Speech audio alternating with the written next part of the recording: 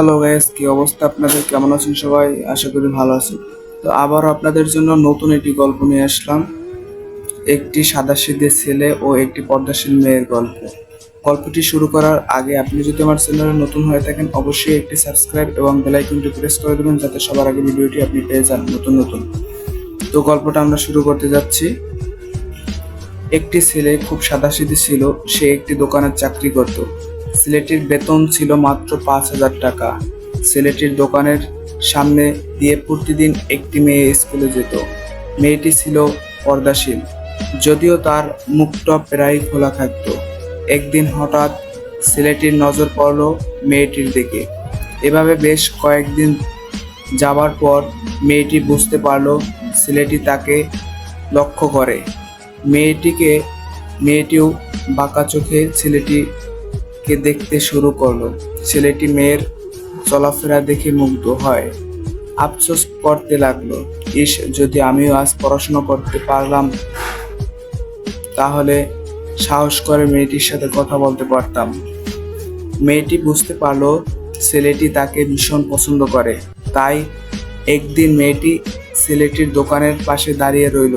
তখন দুপুরের খাবার খাওয়ার জন্য ছেলেটি বাহির হইল। সে চায়ের দোকানে গিয়ে 5 টাকার একটি রুটি খেয়ে পানি পান করে আসতে লাগলো। তখন মেয়েটি তার কাছে গেল। তুমি ভাত খেলে না, রুটি দিয়ে পেট ভরবে? তখন ছেলেটি মেয়েটিকে দেখে অবাক হয়ে গেল। তখন ছেলেটি বলল, আমি ভাত খেলে আমার মা আর ছোট বোনকে কি খাওয়াবো?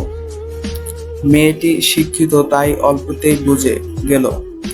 সে হাত ধরে বলতে লাগলো, তাহলে তুমি যে আমাকে পছন্দ করো, আমাকে কি খাওয়াবে?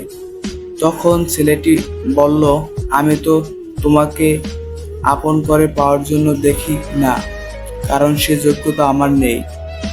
তবে এটা সত্যি যে তোমাকে দেখলে আমার খুব ভালো লাগে, তাই দেখি। মেয়েটি ছেলেটির কথা শুনে চোখ দিয়ে পানি ধরে রাখতে পারল না। সে বুঝে গেল ছেলেটির চরিত্র ও ভাবনা ও সুন্দর। সেদিন মেয়েটি চলে গেল। বাসায় গিয়ে রাত্রিবেলা মেয়েটি অসুস্থ হয়ে পড়ে। পরের তাকে ডাক্তারের কাছে নিয়ে আসা হলো। বলা হলো তার 2টা কিডনি নষ্ট।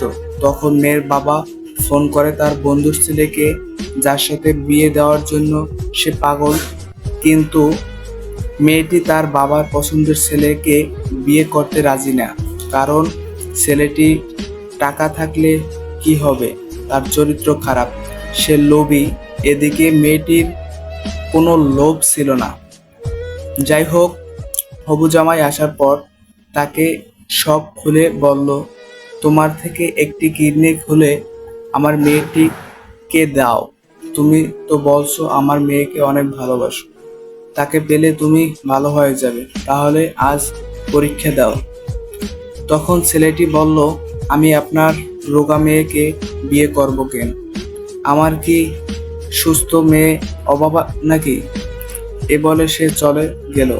বাবা তখন কেঁদে কেঁদে মেয়ের কাছে সব খুলে বলল। মেয়েটি বলল, বাবা তুমি কেঁদো না, একটা পথ এখনো আছে। তুমি এক কাজ করো, আমাদের সামনের মোড়ে বড় একটা গ্যারেজ আছে না, সেখানে তুমি যাও।